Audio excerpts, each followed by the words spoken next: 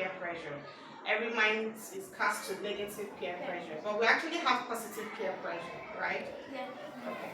So, do we understand what peer pressure is all about? Yeah. Yes. Peer pressure is being influenced to act a certain way, other than how you would have ordinarily loved to act, because of the pressure from your peers. Thank you. So, who experiences peer pressure? Is it just teenagers? Is it just toddlers? Everyone. Everyone. Thank you, Victoria. Everyone experiences peer pressure.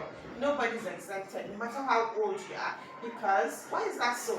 Because you actually have people in your group, in your age bracket at all times as you grow, right? You usually come from a common social circle. As children and adolescents, our peers are our classmates and friends. As teens and young adults, our classmates, co-workers, and even family members can be our peers. So I have peers in my place of work. The people I work with in the same office, they are my peers. And so everyone it's not just teenagers that experience peer pressure. Everyone. Because I was once sorry? Spoken. Yeah, so what's a spoken peer pressure? Involves one individual or a group asking another individual to participate in some type of behavior. In a group setting, the pressure felt is much stronger as there is power in numbers.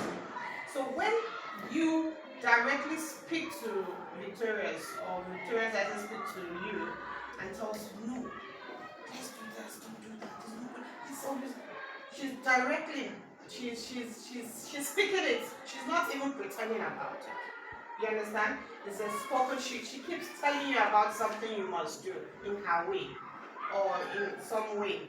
Do you understand? So that's a spoken. Yeah, I do. Good. And what's the second one?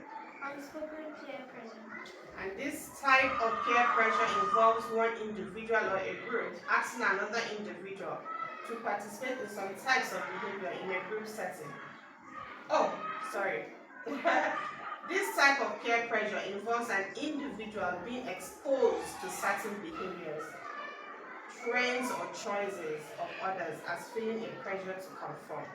For instance, she's not telling you, oh, do this, oh, dress this way, oh, make your hair this way, oh, cut your hair. But because you're seeing her do it, yes, it's unspoken. But you're seeing her do it, so therefore, you are under pressure to want to do what she's doing. Because you're always with her, you spend time with her. You understand? So, assuming if I comes to school with a blue-colored hair tomorrow, you might want to, oh, I think I want to also carry your blue hair and all that. Do you understand? She hasn't told you, oh, go make your hair blue. She just did her stuff. But because that's what she's done, that's what others are doing. Do you understand? They haven't come to you directly, so you are under some kind of compulsion to want to behave like them. The third one is that, sorry. Can you give me an instance of what I'm talking about here? Yeah, forcing. Exactly. There is force. It's so direct. Do you understand? For instance, now the positive peer pressure can be direct, indirect, spoken, and unspoken. This is peer pressure felt on situations or groups that yields positive results and healthier lifestyle choices.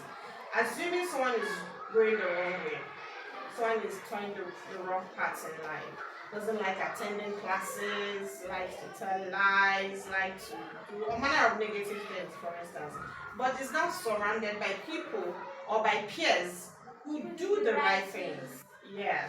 So with time, they now influence you to begin to do those right things that you're supposed to be doing. So peer pressure could actually be positive or negative. While the negative peer pressure can also be direct. You know, we talked about direct and indirect peer pressure, spoken and unspoken. Now, this pressure can challenge individuals to do things they may not usually do and engage in such behaviors because others are doing so and is a way to belong. A certain way. Good. So there's a trend. Everybody seems to be wearing trousers with one leg up, one leg down. That's the trend.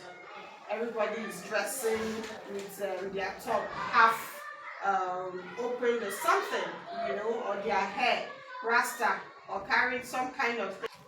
So any pressure that needs you to dress in a certain way, other than what you ordinarily would have been comfortable in, that is negative peer pressure, needing you to dress in a certain way.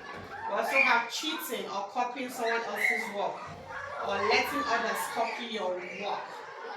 Copying someone else's work or letting others copy your work, not including certain people in social activities, taking dangerous risks when playing or driving, using drugs or alcohol. Yeah, let me talk about this. Assuming you find yourself in a situation and you see your peers beginning to take alcohol, you know it's wrong. You should not indulge in alcohol taking. Or cyberbullying, projecting or misleading false image on social media. I'm sure we all understand these examples of negative peer pressure. Anything negative that you imbibed from some other person. Ordinarily, that is not, some cases, some mommies, I can say no, I know what my son can do. I know what my daughter can do, she can't do that. But I'll be surprised she did it. Why? Because he or she has allowed he or herself to be pressurized by friends, right? Getting judged for not doing what they're doing. Okay. Okay, number 8 says bad parenting. So please can I explain? Yes. Some parents, like some children get, like some children have their background is not really, it's not smooth and it's not well. Some children aren't trained well. So they can just grow up and start accepting peer pressure, and then they just feel that, like, some children just aren't raised well. Beautiful. Haven't taught them how to be self-confident and how to be very truthful with themselves and how to be very honest, right? So bad parenting. When you don't have parents who tell you the truth as it is, they are teaching you to know to conform to bad peer pressure. So no self-esteem. When you are not sure of yourself, when you are not satisfied with who you are, you don't believe in yourself, you're what? Then you are easily swayed. For instance, I tell people, I don't think I've ever fallen off. I've never been under any form of peer pressure, even as a teenager. I have always been a confident girl. You even think, oh, I have so much, but I don't. But because of this belief I have that, you know what, I am who I am, and there is no changing me, and I'm beautiful, and I'm what God wants me to be. Once you have that high esteem about yourself, then nobody can easily pressurize you to do otherwise. Trust me. Reason is the fear of rejection. Some people fall under peer pressure because they don't want to be rejected by their peers.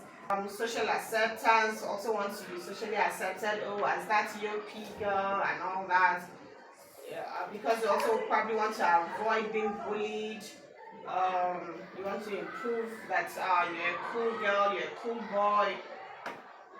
Because you just want to be liked. Hormonal reasons as well can also be reasons. I'll talk about that. Hormonal reasons says those actions are controlled by your hormones in your body. So for teenagers, your hormones are still highly unstable. That's what we are taught, right? For one, I can control my. I know when, assuming I'm feeling like being excited, for instance, and I've looked at the environment. This is not the place to act excited. I need to conform. I can control myself. But for teenagers, you can hardly do that. Confusion and mental issues. Allow yourself to be pressured. When you allow yourself to come under some form of peer pressure, whether negative, mostly negative anyway, it changes your performance in school, your attitude. There are also changes in your attitude. Take for instance